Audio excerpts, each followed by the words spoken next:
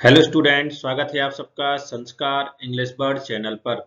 इस वीडियो में हम पढ़ने वाले हैं क्लास 10th हिंदी का चैप्टर नंबर 7, जिसका नाम है नेताजी का चश्मा और इसके लेखक हैं स्वयं प्रकाश। इसके पहले लगातार फर्स्ट चैप्टर से लेकर के सिक्स चैप्टर की वीडियो में आप लोगों को डाल चुका हूं। सभी 6 चैप्टर अपन लोगों ने पूर्ण तरीके से पढ़ लिए हैं। चैप्टर का पूरा सारांश पढ़ा है, पूरे क्वेश्चन आंसर पढ़े हैं, पूरे वस्तुनिष्ठ प्रश्न यानी कि objective question, fill in the blanks अर्थात रिक्त स्थान और वन वर्ड आंसर यानी एक शब्द में उत्तर, ये सब पढ़ करके आए। तो पूरा का पूरा पद्यखंड कंप्लीट हो चुका है अपना। अब यहां से शुरू होता है गद्यखंड, जिसका पहला चैप्टर है नेताजी का चश्मा। शुरुआत करते हैं। सबसे पहले बताते हैं कि ये जो चैप्टर है किसने लिखा है। तो ये स्वयं प्रकाश जी ने लिखा है। स्वयं प्रकाश जी के बारे में अपन चर्चा कर लेते हैं। देखिए, स्वयं प्रकाश जी का जन्म 1947 में इंदौर शहर में हुआ था। और 1947 को याद करने का तरीका आप लोगों को बताने की आवश्यकता नहीं है, क्योंकि 1947 वो वर्ष है जिस वर्ष हमारा भारत देश अंग्रेजों की गुलामी से आजाद हुआ था, अर्थात हमारा भारत स्वतंत्र हुआ था। तो उसी वर्ष इनका जन्म हुआ था 1947 में। कहां पर हुआ था? इंदौर में। मैकेनिकल इंजीनियरिंग की पढ़ाई करके एक औद्योगिक प्रतिष्ठान में नौकरी करने वाले स्वयं प्रकाश का बचपन और नौकरी का बड़ा हिस्सा राजस्थान में ही बीता। मतलब कहने का तात्पर्य यह है कि इनका जो बचपन है वो कहां बीता? राजस्थान में बीता। और इनका जो नौकरी का अधिकांश समय था यानी ज्यादातर समय वो भी राजस्थान में व्यतीत हुआ। वसुधा पत्रिका के संपादन से जुड़े रहे। इस बात को आप याद रखना कि जो स्वयं प्रकाश हैं वो किस पत्रिका के संपादन से जुड़े रहे। तो वसुधा पत्रिका के संपादन से। मैंने यहां पर ये सर्किल कर दिया, आप लोगों को दिख रहा है। कौन से? वसुधा पत्रिका के संपादन से जुड़े रहे। 8वें दशक में उभरे स्वयं प्रकाश आज समकालीन कहानी के महत्वपूर्ण हस्ताक्षर हैं। उनके 13 कहानी संग्रह प्रकाशित हो चुके हैं। तो स्वयं प्रकाश जी के कितने कहानी संग्रह प्रकाशित हो चुके हैं? 13। ये 2 पॉइंट आप लोगों को याद करना है, ठीक है। कितने कहानी संग्रह प्रकाशित हो चुके हैं? 13। किस पत्रिका के संपादन से जुड़े रहे? तो वसुधा, ठीक है। जिनमें सूरज कब निकलेगा, आएंगे अच्छे दिन भी, आदमी जात का आदमी और संधान, ये इनकी क्या है? रचनाएं हैं। कौन कौन? सूरज कब निकलेगा, ठीक है। ये डायरेक्टली विकल्प में ऐसे पूछ देता है, सूरज कब निकलेगा के लेखक कौन है? आएंगे अच्छे दिन भी के लेखक कौन है? आदमी जात का आदमी के लेखक कौन है? और संधान के लेखक कौन है? तो इन सब के लेखक कौन है? स्वयं प्रकाश जी। क्लियर हुआ? चलिए, इनके बीच में विनय और ईंधन उपन्यास भी चर्चित रहे हैं। तो विनय इनका क्या है? उपन्यास है। और ईंधन ये भी क्या है? उपन्यास। जैसे आप लोगों को पता है प्रेमचंद जी के 2 उपन्यास गोदान और गबन, ठीक है, ये सबसे ज्यादा पूछे जाते हैं। और भी हैं, उपन्यास सम्राट भी कहा जाता है प्रेमचंद जी को। उसी प्रकार से यहाँ पर जो स्वयं प्रकाश जी हैं इनके उपन्यास हैं विनय और ईंधन। उन्हें पहल सम्मान, देखिए साहित्य के क्षेत्र में दिया जाता है, पहल सम्मान, बनमाली पुरस्कार, राजस्थान साहित्य अकादमी पुरस्कार आदि पुरस्कारों से सम्मानित किया गया। तो इतने सारे सम्मान उनको मिले हैं। कौन कौन से सम्मान मिले? पहल सम्मान, वनमाली सम्मान और राजस्थान साहित्य अकादमी पुरस्कार। ये सभी पुरस्कार किसको मिले हैं? स्वयं प्रकाश जी को मिले हैं। और इनका निधन वर्ष 2019 में हुआ है। क्लियर हुआ? तो 2-3 पॉइंट अपन को यहां से याद रखना है। एक तो सबसे पहला, इंदौर में इनका जन्म हुआ। दूसरा, किस पत्रिका के संपादन से जुड़े रहे? तो वसुधा पत्रिका के।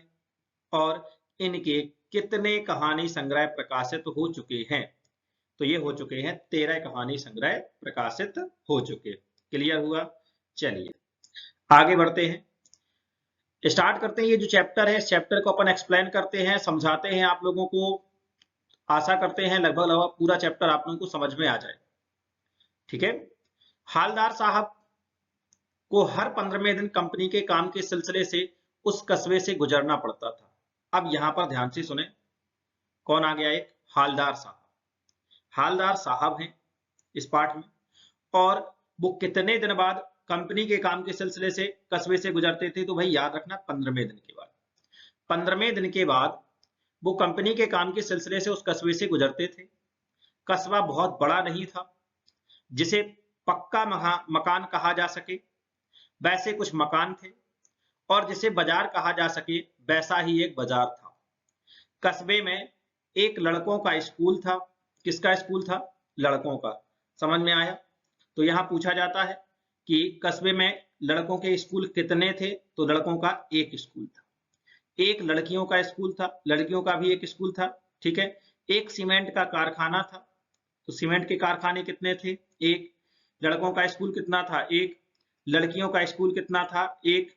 सिनेमा घर कितने थे? तो 2 ओपन एयर सिनेमा घर थे, और एक तो नगर पालिका थी। ठीक है। नगर पालिका कितनी थी? एक। इन चीजों को याद रखना। कस्बे में एक लड़कों का स्कूल था, एक लड़कियों का स्कूल था, एक सीमेंट का छोटा सा कारखाना था, और दो सिनेमा घर थे, और एक तो नगर पालिका थी। क्लियर हो गया? अब नगर पालिका थी तो कुछ ना कुछ करती भी रहती थी।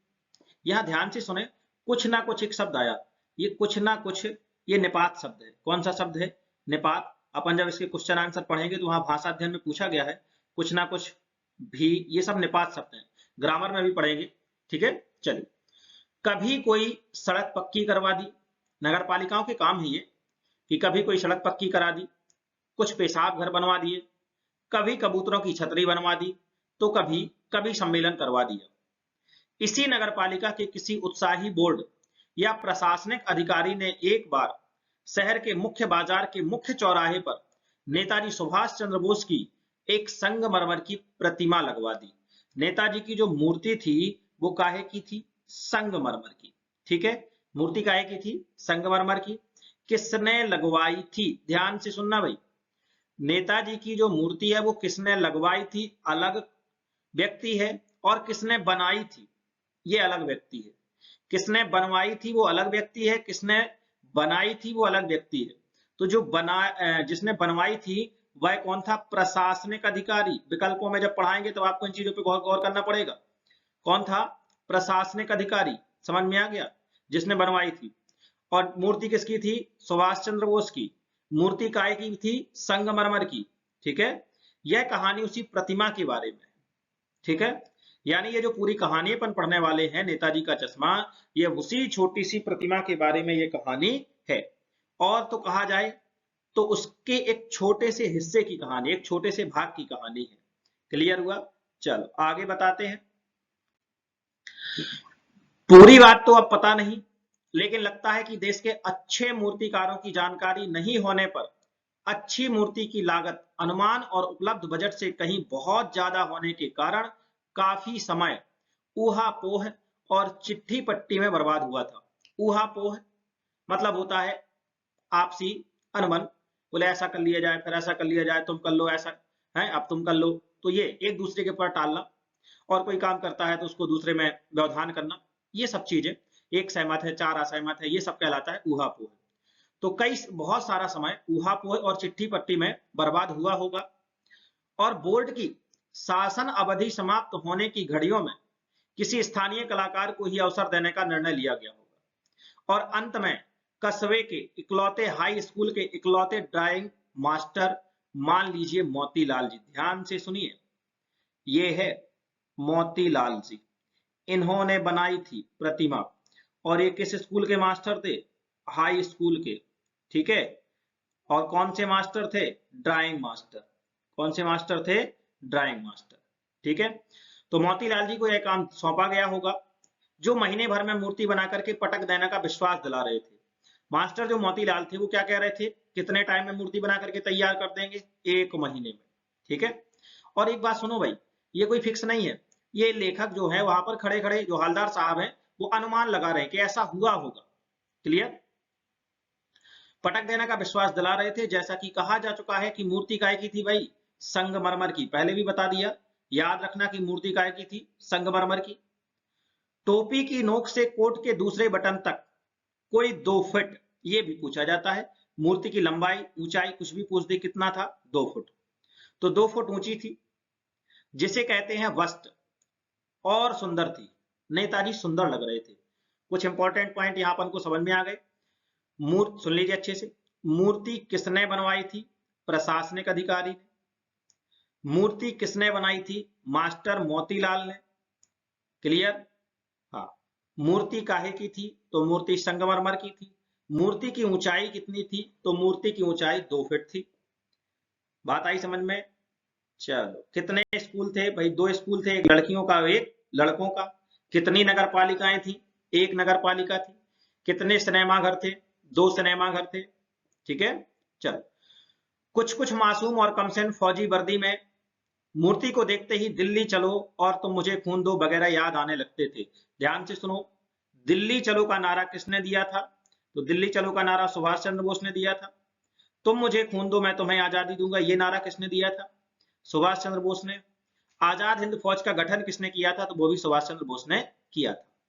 याद रख पाओगे ये सब? दिल्ली चलो का नारा किसने दिया? सुभाष चंद्र बोस ने। तुम मुझे खून दो मैं तुम्हें आजादी दूंगा, ये नारा किसने दिया? सुभाष चंद्र बोस ने। इस दृष्टि से यह सफल और सराहनीय प्रयास था। केवल एक चीज की कसर थी जो देखते ही खटकती थी। अब क्या थी वो कमी? आगे देखते हैं। नेताजी की आंखों पर चश्मा नहीं था। सुनिए, नेताजी की आंखों पर क्या नहीं था? चश्मा।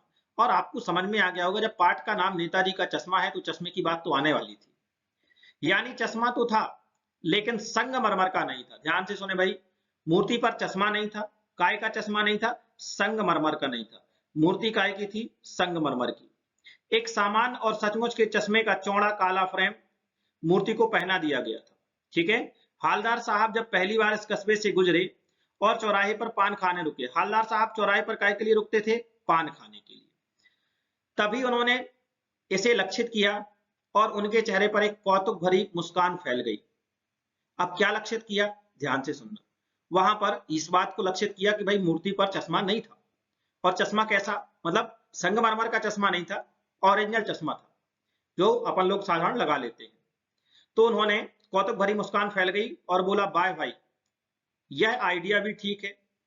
मूर्ति पत्थर की लेकिन चश्मा रियल। यहां पर आपको दिख नहीं रहा, वहां पर रियल लिखा है। क्या लिखा है? चश्मा रियल। ठीक है।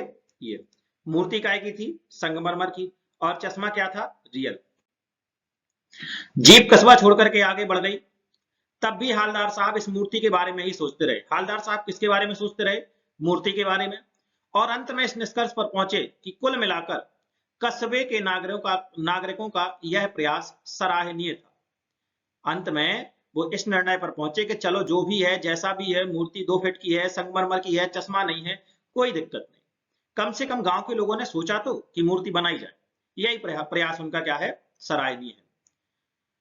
महत्व मूर्ति के रंग रूप या कद का नहीं है, उस भावना का है। वरना तो देशभक्ति आजकल मजाक की चीज होती जा रही है। क्या बता रहे हैं हालदार साहब? ये सोच रहे हैं कोई दिक्कत नहीं भाई, मूर्ति छोटी है इससे कोई दिक्कत नहीं, मूर्ति पर चश्मा नहीं है इससे भी कोई दिक्कत नहीं, लेकिन अच्छी बात तो यह है कि उस मतलब मूर्ति बनाने में देशभक्ति का भाव समाया हुआ है। वरना आजकल देशभक्ति क्या है? मजाक बन गई है। और ये बात रियलिटी है। अपन लोगों ने देखा होगा 15 अगस्त आता है, सभी लोगों के मोबाइलों में स्टेटस लग जाते हैं। टोटल लगभग 90% का 99% लोग के मतलब अंदर देशभक्ति की भावना जागृत हो जाती है। सुबह से लेकर शाम तक झंडा ऊंचा रहे हमारा, और शाम को पता नहीं रहता झंडा कहां कहां डला है। ठीक है। वही झंडे कहीं नालियों में डले हैं, सड़कों पर डले हैं, उल्टे डले हैं, कैसे भी डले हैं। तो एक ही दिन की देशभक्ति हम लोगों के मन में अब रह गई। ठीक है। और उसके बाद दूसरे दिन देशभक्ति हमारी कब जागृत होती है? 26 जनवरी के दिन। बस 2 ही दिन। तो यही बात बोल रहे हैं कि आजकल देशभक्ति क्या बन गई है? मजाक की चीज रह गई है। चलो आगे बताते हैं। दूसरी बार जब हालदार साहब उधर से गुजरे तो उन्हें मूर्ति में कुछ अंतर दिखाई दिया। क्या दिखाई दिया? कुछ अंतर दिखाई दिया। और अंतर क्या था? देखिए, ध्यान से देखा तो पाया कि चश्मा दूसरा है। उसमें अंतर यह दिखाई दिया कि चश्मा बदल गया था। पहले मोटे फ्रेम वाला चौकोर चश्मा था, अब तार के फ्रेम वाला गोल चश्मा है। शुरुआत में चश्मा कैसा था भाई? चौकोर। बाद में चश्मा कैसा पाया गया? गोल। ठीक है। हाँ, हालदार साहब का कौतुक और बढ़ा। वाह भाई, क्या आइडिया है। मूर्ति कपड़े तो नहीं बदल सकती, लेकिन चश्मा तो क्या कर सकती है, बदल सकती है। ये उनका क्या हो गया, कौतुक थोड़ा सा बढ़ गया। और उन्होंने ये बात देखिए किससे बोली है, आगे बताते हैं। पान वाले की दुकान पर पहुंचेंगे, अपन नहीं, कौन पहुंचेगा, क्या बोलते हैं उनका, हालदार साहब। तीसरी बार फिर नया चश्मा।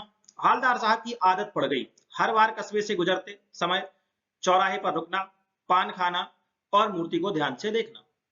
एक बार जब कौतूहल दुर्दमनीय हो उठा, दुर्दमनीय मतलब होता है बार बार वही सोचते सोचते अब उनको ये लगने लगा कि अब ये बात कहीं ना किसी से पूछी जाए कि आखिरकार ऐसा क्यों होता है।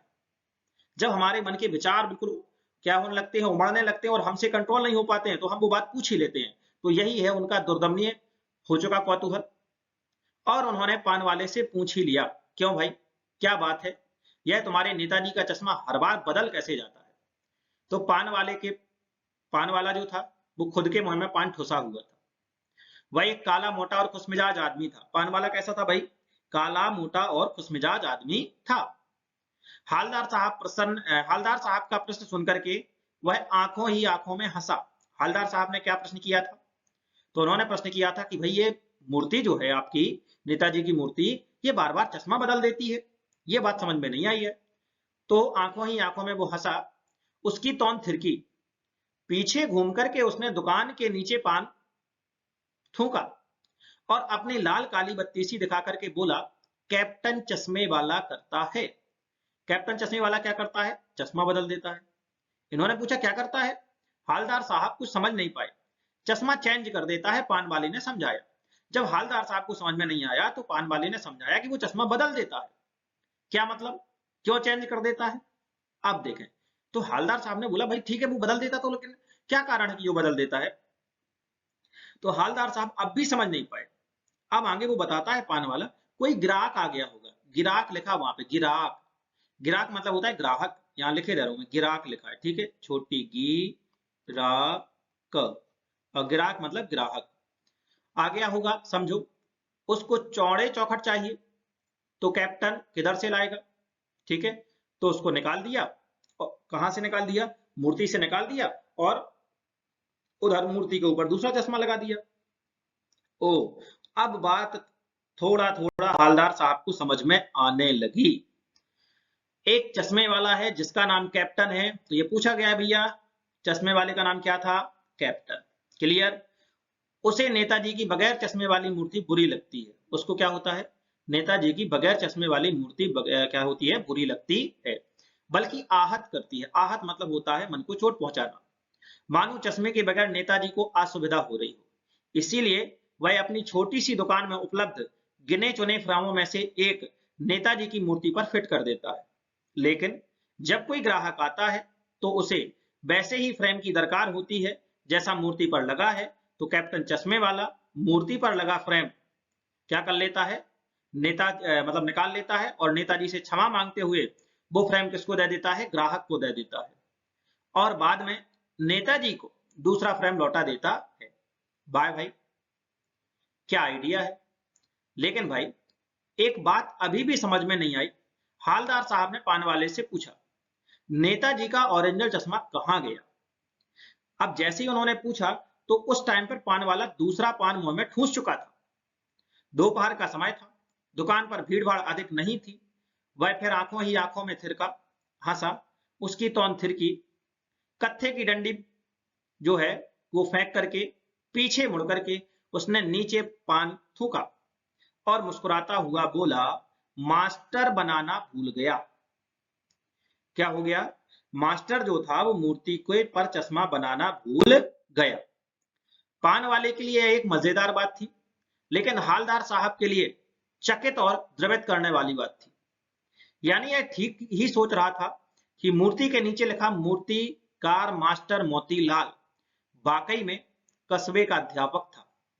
बेचारे ने महीने भर में मूर्ति बना करके पटक देने का जो वादा कर दिया था, बना भी ली होगी, लेकिन पत्थर के में पारदर्शी चश्मा कैसे बनाया जाए, कांच वाला यह तय नहीं कर पाया होगा, या कोशिश की होगी और असफल रहा होगा, या बनाते बनाते कुछ ही बारीकी कुछ और बारीकी के चक्कर में चश्मा टूट गया। ये सब बातें एक हवलदार साहब सोच रहे।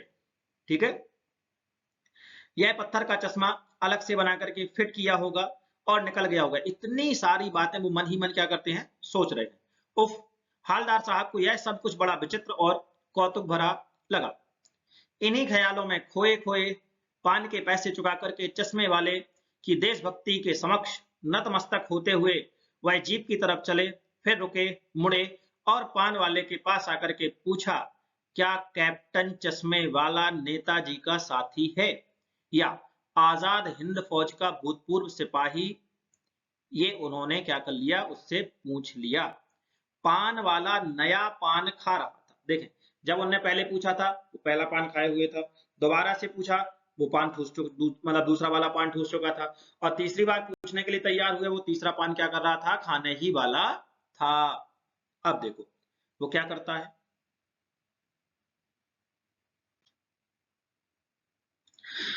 पान पकड़े अपने हाथ को मुंह से 1.5 इंच दूर रोक करके, कितने इंच दूर रोक करके, 1.5 इंच। उसने हवलदार साहब को ध्यान से देखा, फिर अपनी लाल काली बत्ती सी दिखाई और मुस्कुरा करके बोला, नहीं साहब, वो लंगड़ा क्या जाएगा फौज में, पागल है पागल। वो देखो वो आ रहा है, आप उसी से बात कर लो, फोटो वोटो छपवा दो उसका कहीं। हवलदार साहब को पान वाले द्वारा इस एक देशभक्त का इस तरह मजाक उड़ाया जाना अच्छा नहीं लगा।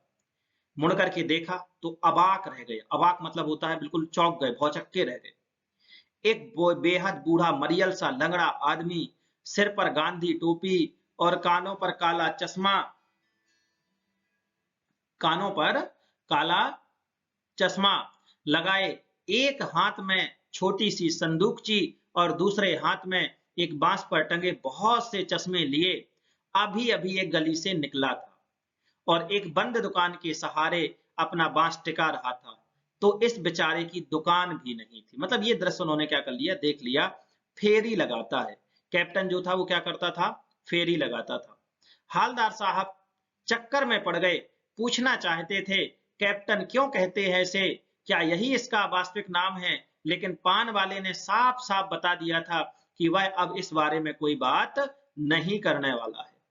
ड्राइवर भी बेचैन हो रहा था, ड्राइवर को भी जाना था भाई जल्दी, तो वो भी परेशान था, काम भी था। हवलदार साहब जीप में बैठ करके चले गए। 2 साल तक हवलदार साहब अपने काम के सिलसिले से उस कस्बे से गुजरते रहे और नेताजी की मूर्ति में बदलते हुए चश्मे को देखते रहे। कभी गोल चश्मा, कभी चौकोर चश्मा, कभी लाल चश्मा, कभी काला चश्मा, कभी धूप का चश्मा, कभी बड़े कांचों वाला गोगो चश्मा। मतलब कोई ना कोई चश्मा होता जरूर था। उस पर धूल भरी यात्रा में हवलदार साहब को कौतुक और प्रफुल्लता के कुछ क्षण देने के लिए, मतलब वहां पर कोई ना कोई चश्मा अवश्य होता था। कहां पर, मूर्ति पर। फिर एक बार ऐसा हुआ कि मूर्ति के चेहरे पर कोई भी चश्मा नहीं था। उस दिन पान की दुकान भी बंद थी, चौराहे की अधिकांश दुकानें बंद थी। अगली बार भी मूर्ति की आंखों पर चश्मा नहीं था। हवलदार साहब ने पान खाया और धीरे से पान वाले से पूछा, क्यों भाई, क्या बात है, आज तुम्हारे नेताजी की आंखों पर चश्मा नहीं है? पान वाला उदास हो गया। उसने पीछे मुड़ करके मुंह का पान नीचे थूका, सिर झुका करके अपनी धोती के सिरे से आंखें पोंछता हुआ बोला, साहब, कैप्टन मर गया। और कुछ नहीं पूछ पाए हवलदार साहब। कुछ पल चुपचाप खड़े रहे, फिर पान के पैसे चुका करके जीप में बैठ गए और रवाना हो गए। बार बार सोचते रहे, क्या होगा उस कौम का जो अपने देश की खातिर घर गृहस्थी जवानी जिंदगी सब कुछ देने वालों पर भी हंसती है, और अपने लिए कितने मौके ढूंढती है। दुखी हो गए। 15 दिन बाद उसी कस्बे से गुजरे। कस्बे से गुजरते समय ख्याल आया कि, क्या ख्याल आता, उन्होंने मन में सोचा कि अब मूर्ति पे तो चश्मा होगा नहीं। कस्बे की हृदय स्थली में सुभाष की प्रतिमा अवश्य ही प्रतिष्ठापित होगी, लेकिन सुभाष की आंखों पर चश्मा नहीं होगा। क्यों? क्योंकि मास्टर बनाना भूल गया और कैप्टन मर गया। सोचा आज वहां रुकेंगे नहीं, पान भी नहीं खाएंगे, मूर्ति की तरफ देखेंगे भी नहीं, सीधे निकल जाएंगे। ड्राइवर से उन्होंने कह दिया, चौराहे पर रुकना नहीं, आज बहुत काम है, पान आगे कहीं खा लेंगे, ठीक है। लेकिन आदत से मजबूर आंखें चौराहा आते ही मूर्ति की तरफ उठ गईं। कुछ ऐसा देखा कि एकदम से चीखे, रोको। जीप स्पीड में थी। ड्राइवर ने जोर से ब्रेक मारे। रास्ता चलते लोग देखने लगे। जीप रुकते न रुकते। हालदार साहब जीप से कूदकर तेज तेज कदमों से मूर्ति की तरफ लपके और उसके ठीक सामने जाकर के अटेंशन में खड़े हो गए। अटेंशन मतलब होता भैया सावधान की मुद्रा में। मूर्ति की आंखों पर सरकंडे का बना छोटा सा चश्मा रखा हुआ था, जैसे बच्चे बना लेते हैं। हालदार साहब भावुक हो गए। इतनी सी बात पर उनकी आंखें भर आईं। ये था अपना पूरा चैप्टर। अब ध्यान से सुनना। चश्मे वाला जो था वो कौन था भाई? कैप्टन था। कौन लगाता था चश्मा? कैप्टन। बात आई समझ में? मूर्ति पर चश्मा कैप्टन लगाता था। मूर्ति पर सरकंडे का चश्मा बच्चों ने लगाया था। ठीक है, आ गई बात समझ में? इन चीजों को ये बार बार पेपर में पूछा जाता है कि सरकंडे का चश्मा किसने लगाया था? बच्चों ने। ठीक है, मूर्ति पर चश्मा कौन लगाता था? कैप्टन। ठीक है, और मूर्ति किसने बनाई थी? मास्टर मोतीलाल ने। मूर्ति किसने बनवाई थी? प्रशासनिक अधिकारी ने। तो ये पार्ट जो था इस पूरा पढ़ा दिया है। अब अगले वाले पार्ट में इस पार्ट के इंपॉर्टेंट क्वेश्चन होंगे। ठीक है, और इस पार्ट के जो भी गद्यांश हैं उनकी संदर्भ प्रसंग व्याख्या और वस्तुनिष्ठ प्रश्न ये सब होंगे। तो पढ़ते रहना है, मुस्कुराते रहना है। इसके दूसरे पार्ट में आपसे मुलाकात होगी। जय राम जी की।